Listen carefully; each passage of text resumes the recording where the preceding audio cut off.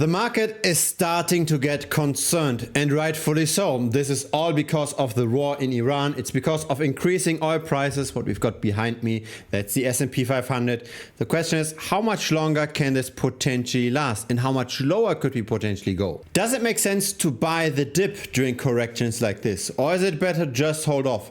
Let's have a look at the data most people are not considering. Now, this is not just a video about the stock market. It's also a video about crypto. What we've got at the top, that's the S&P 500. What we've got at the bottom, that's the price of Bitcoin.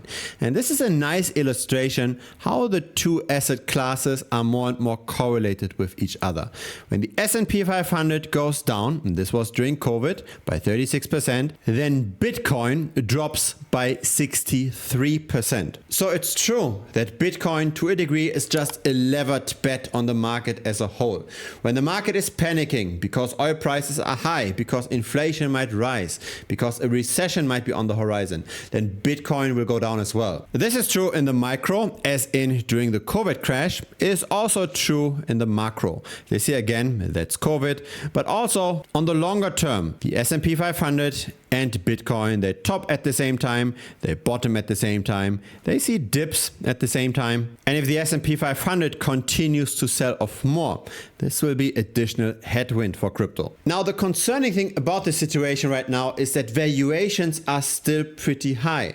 If we came out of a recession, if we already saw, say, a stock market crash of 50 or 60%, and then we get negative news, those additional negative news normally don't impact the price that much. But if we are very high on valuations and then we get negative news and all those positive expectations, they don't materialize, there's much more potential downward pressure. And historically, the situation doesn't look great at all. What we've got here in green, that's the S&P 500 relative to the US money supply. It's a very long-term chart. It starts in 1959, and we can see that the majority of the price gains of the S&P 500 is simply just a reflection of the monetary devaluation. If we ignored the devaluation of the US dollar, then the S&P 500 looks great, and just buying into the index long-term makes sense. But once we take the devaluation of the dollar into account, the gains are much worse. This here is again just the S&P 500 on a logarithmic scale in US dollars. This is the story why everybody buys stocks, but relative to the monetary base, the situation looks much, much worse. It can take 35 years to get the purchasing power back. And if we enter a prolonged recessionary period, the purchasing power of US stocks on average can drop by 73%. It doesn't look that different anymore to the risk of Bitcoin, does it? Now, here's what many people don't consider. Bitcoin has never really seen a real recessionary period. Bitcoin has only existed during bullish times. This here, that was the .com crash.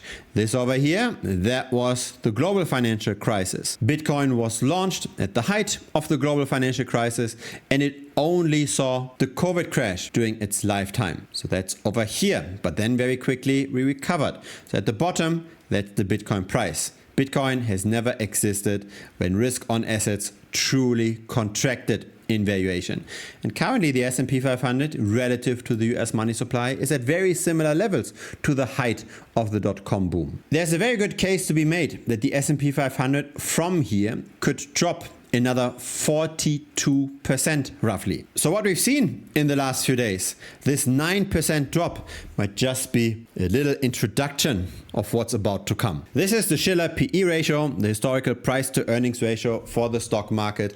And this basically measures how expensive stocks are. Because when we buy stocks, we are buying the earnings of a company, the future earnings of the company. How expensive are those future earnings? That's measured with the current price to the earnings ratio, the PE ratio. Shiller PE simply means that there is a bit of an averaging to make the line more smooth, but still we are now at very similar levels to the height of the .com market. And if we were to drop by 40%, we just get in line with historical PE ratios. And so really a correction like this in the S&P 500, I believe, is very realistic. And then we have to ask ourselves, what will Bitcoin do during such a correction? Because as shown, Bitcoin tends to amplify the movements of traditional finance. Answering this question, what is traditional finance doing and how might this impact the crypto market, is much, much more important than trying to to find the ideal altcoin, trying to do the best research in the crypto market or in the stock market for that matter, because there's simply so much correlation.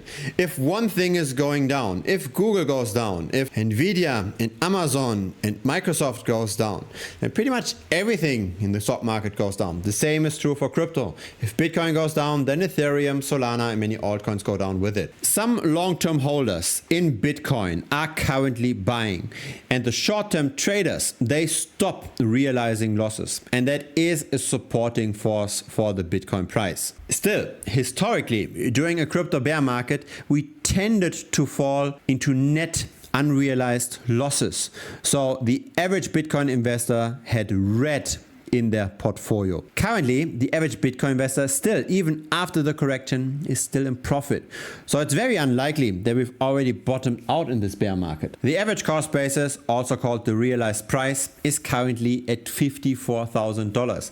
I think there's a very good chance that we're going to hit that level. We hit it every single time in the past, and we needed to come that low for the negative momentum to turn around. And again, this is just encompassing history without any major correction in traditional finance. And so even if we wait to buy Bitcoin until we hit the realized price, even at that price level, it might be a bit too early. Again, this is not representative of what's going to happen long term. When we look at charts like this and we say that the maximum drawdown for Bitcoin is somewhere around 70%, because that's what happened with the last bear market, it would be the same statement as to say that the S&P 500 can only draw down by say 26%, because we are only looking at the data starting in 2009, and we're not including how bad it can really become. 2009 onwards is not representative.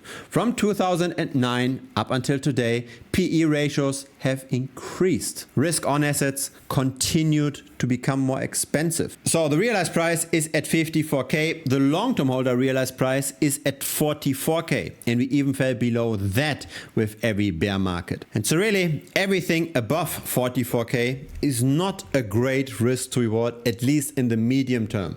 If you're okay to buy now and just forget about Bitcoin in the next 5, 6, 7 years, it might make sense to buy at the current prices. But if you're buying now and you're going all in and you're hoping that you're fishing for the bottom of the bear market, it's probably not the best idea. I don't have a crystal ball, but I just see all that risk that most people are not willing to admit. The risk that we moved below the long-term realized price with every single bear market, and the risk that Bitcoin has never really seen a real correction in risk on assets. And so the best is probably to just be diversified and to dollar cost average in more when we go down more. And there are different ways to do dollar cost averaging, to buy every single month. We can do dynamic dollar cost averaging. So instead of buying $1,000 every single month, we can buy more when we've dropped more from the all-time high. So let's say we buy less when we hit the all-time high in Bitcoin, we buy more when we draw down from that all-time high. And when we adjust our dollar cost averaging strategy that way, we do get long-term more accumulation of the asset. So this is dynamic dollar cost averaging. That's now over the last 8 years. So that's 2 cycles. And constant dollar cost averaging, that's the line in gray. Currently, we are midway through. It does make sense to buy slightly more. So if you buy in every month with $1,000, maybe now buying $1,100, $1,200 per month makes more sense. But this is in general what dynamic dollar cost averaging improves over just constant dollar cost averaging. Over 8 years, there's 40% more BTC, and instead of having 460K, the portfolio ends up at 640K, so roughly 180K more. And so that's the way how I think about Bitcoin investing. That's the same way how I think about stock market investing. Having zero investment in the stock market is probably wrong. Buying regularly into any asset does make sense if you want to hold this asset over the long term. But buying in less when we are close to the all-time high probably also makes sense, and increasing that allocation as we drop further from the all-time high, that tends to outperform just stupidly buying buying for the same amount every single month, independent of the price. We want to buy more as something is dropping. It's kind of an obvious strategy, but interestingly enough, most people don't follow that strategy. Most people just do set and forget, and they buy the same amount every single month. But why not tweak this a little bit? When there's a discount, why not buy a bit more? BTC has already given quite a bit from its all-time high, but the S&P 500, it still appears extremely expensive to me. I don't think it makes sense to buy the dip too aggressively, especially given that the Shiller PE ratio isn't even at its historical average. By the way, this platform is available to the premium members of this channel. It's all kind of back tests. You can also run your own back tests here. So buying and selling an asset based on different indicators like moving averages, there's crypto, there's stocks, there's commodities. We can optimize those indicators. We can combine indicators. We can measure how much leverage can be deployed without getting liquidated. We can even run complicated regression analyses or now dollar cost average optimization strategies. Not just with drawdowns from the all-time high, but also with oscillators like the RSI, etc. The rabbit hole goes very deep. If you got some value out of this video, feel free to give it a like. It will help the channel grow. Feel free to also subscribe. I publish videos regularly on this channel. Looking very much forward to seeing you next time on YouTube or potentially on Premium as well. Cheers!